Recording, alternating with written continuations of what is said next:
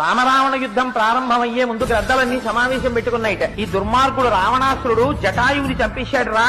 ఎవడైనా రావణాసురుడి తరపున యుద్ధానికి బయటికి వస్తుంటే మనలో ఒకడు వెళ్లి వాడి జెండా మీద వాళ్దాం. గద్ద జెండా మీద వాళ్తే మళ్ళీ వాడికి రిటర్న్ జర్నీ టికెట్ ఉండదు. వాడు వెళ్ళడానికి చీకటి పడిపోయిన తర్వాత యుద్ధం ఆపేస్తారు. యుద్ధం ఆపేసిన తర్వాత యువక గ్రద్దలు లక్ష్మణుడు అంగదుడు కొట్టిన వాళ్ళని తినండి. ఎందుకంటే వాళ్ళు ఇంకా ఆఖరి ఊపిరి ఉందనక వదిలేసి మళ్ళీ ఇంకోటి మీదకి వెళ్ళిపోతుంటారు. అలాంటి వాళ్ళని తినాలంటే కొంచెం దంతపుష్టి ఉండాలి. సుగ్రీవుడు విభీషణుడు కొట్టి చంపిన వాళ్ళని మధ్య వయస్కులు తినండి. ఎందుకంటే కొంచెం పచ్చడిగా కొంచెం గట్టిగా ఉంటుంది. ఇంకా బాగా పళ్ళూడిపోయినటువంటి ముసీలి గద్దలు హనుమ కొట్టిన వాళ్ళని తినండి. ఎందుకంటే ఇంక అందులో ఏం ఉండదు, అంతా పచ్చడే. చక్కగా తీసుకుని 4 మీద పెట్టేసుకోవచ్చు. రాముడు చంపిన రాక్షసులు ఉంటారు, వాళ్ళని ఎవరూ తినకండి. రాముడు చంపిన రాక్షసుల్ని పట్టుకొచ్చి కొండ మీద పెట్టండి. రాత్రి అంతా అయిపోయిన తర్వాత పడుకోబోయే ముందు కళ్ళ కద్దుకుని అందరం నోట్లో వేసుకున్నారు ప్రసాదం అని గ్రద్దలు ఆనాడు తీర్మానం చేసుకున్నాయి. వాల్మీకి రామాయణం మాత్రం కాదు మహాప్రభు.